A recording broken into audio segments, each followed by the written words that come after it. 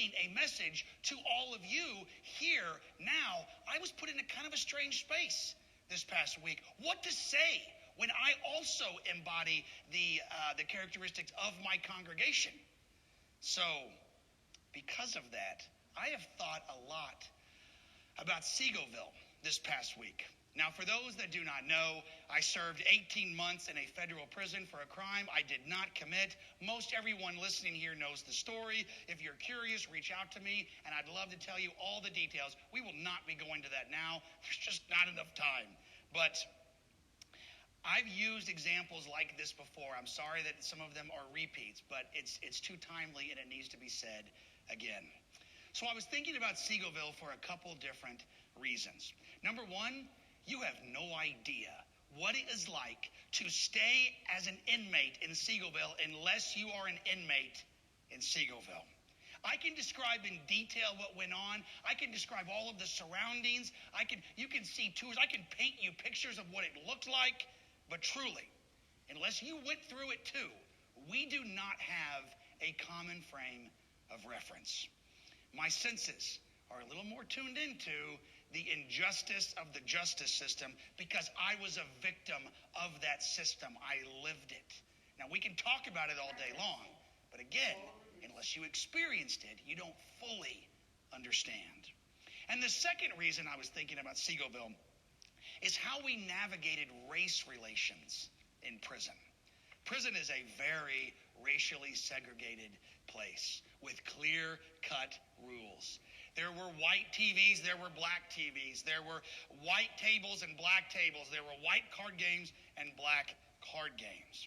And you might think when you hear that, that's such a step back from where we are as a culture right now. But the dynamics inside are very different than the dynamics out here. You see, everyone in there starts off in the exact same place. Prison strips everything away from you. Strips away your status, your money, your privilege, your property, your access to medical care, your friends, your family, and your influence. Everything is stripped away when you walk through those doors. And when you walk through those doors for the first time, you don't even have the clothes that you came in with. They take that as well. You walk in a prison-issued jumpsuit. And every single person had to start off in that space. It's an awful place, but it is the same for everyone.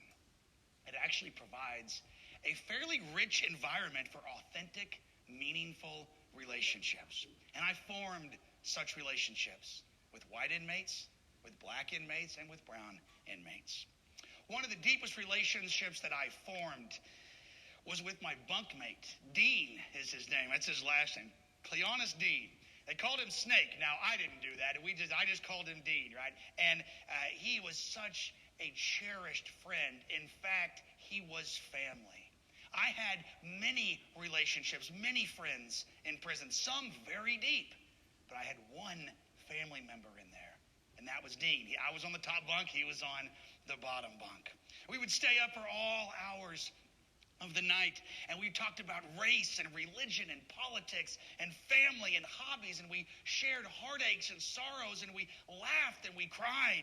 And when everything that society has placed on both of us were stripped away, it was a luscious breeding ground for authentic relationships to thrive. So when I left prison, there was a decent little adjustment that I had to do when I came back into the free world here, because society immediately placed back upon me all of my unearned privilege. It was also disconcerting that I found it much harder to form relationships with people of color here than when I was in prison.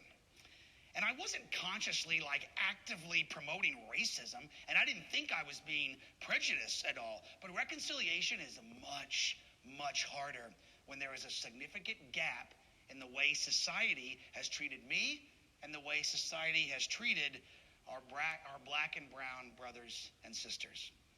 The protests, the cries, the anguish, the overwhelming feeling of corporate frustration in circles of people of color. The reason we are here is because there is so much work to be done. And that work needs to be done by white people. And if that statement right there causes you to bristle and causes you to go, ooh, we shouldn't be talking about, that's even more reason why we need to be doing this work. The marginalized communities have been forced to do this work for a long, long time. They don't have a choice. But when this dies down, when the hoopla of all of this dies down for us, and it will die down, then we get the privilege of going back to what we know and where we are comfortable. And when another instance of that is symbolic of everything that is wrong in society as far as race goes, we will pay attention again. But our friends of color, they never get to stop. They're always working on it. And that work is extremely, extremely hard. When Terrence Crutcher here in Tulsa several years ago was murdered, I got a call from one of the activist pastors in the area. And he wanted to form a white clergy group to start working on our end for reconciliation. And I was fired up. I was excited. I was excited to be included, really. And I really wanted to dive into this work. And I did. We had monthly meetings. I went to every single meeting. But fairly soon after that, when the excitement started to die down, I started finding excuses to not go to these meetings. I was getting frustrated with our lack of progress in my head, right? We were just sitting around talking and talking and talking. Let's do it. Let's get together. Let's do something. And that's what I was telling myself. But in reality, having your privilege called out and seeing all the ways that our culture reinforces racial inequalities is mentally exhausting, and it does not feel right. It doesn't feel good at all to do this work. So I think in the past 12 months, I've attended maybe 2 of those meetings. And I lied to myself, and I said I had things to do and people to see and places to go. And if I'm being honest, though, it's because it was hard to continue this work. Much easier to just get distracted by something else. And because of where I live and the community that I was born into, it was pretty easy to ignore. As I was thinking these things, having these thoughts, wondering what to say on Sunday morning, how do I bring this all together, I was also reminded of what I think is my biggest failure at Forest Park. When we tried to make sense of the awful violence of the mass shooting in Las Vegas.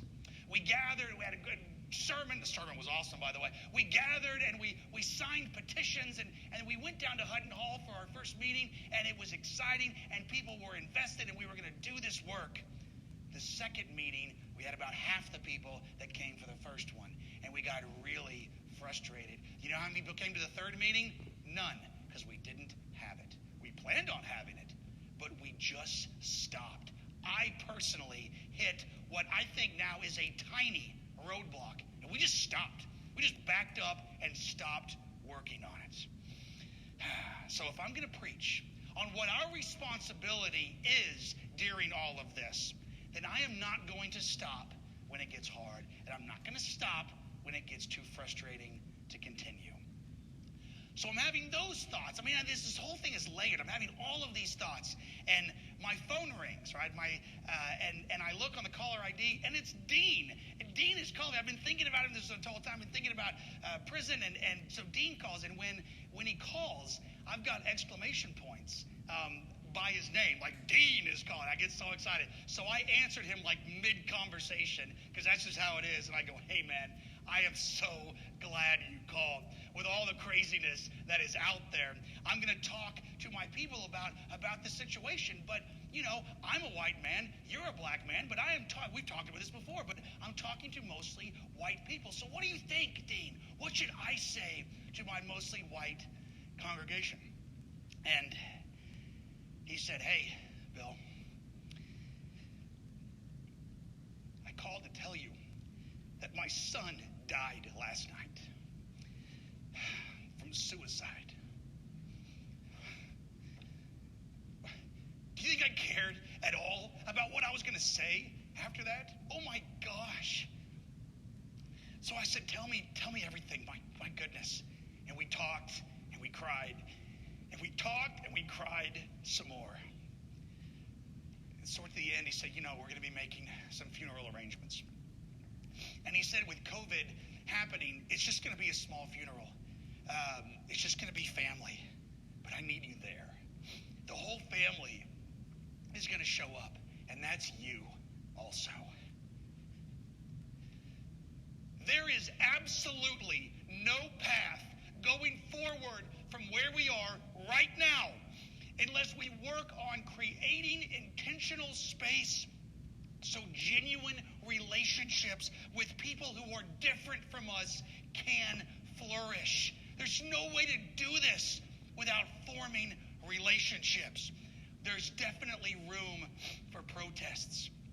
There's definitely room for statements and calls for reform. I hope they are plentiful.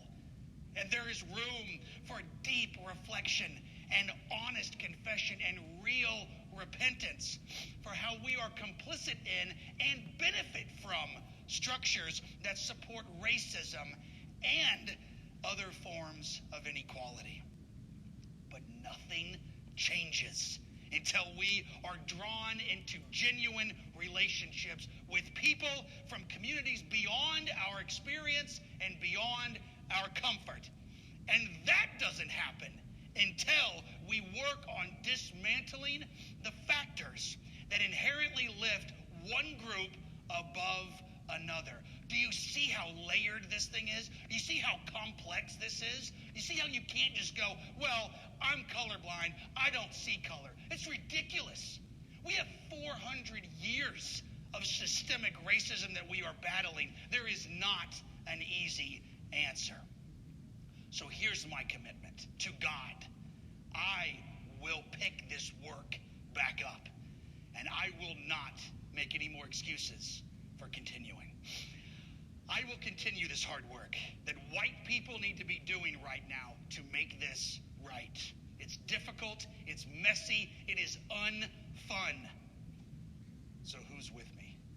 And that is the worst ad campaign possible for this. Difficult, messy, and unfun. Who wants to join me? If you're interested in participating in this work and pursuing this work, then I'm going to put together a few resources, and I'm personally going to jump in.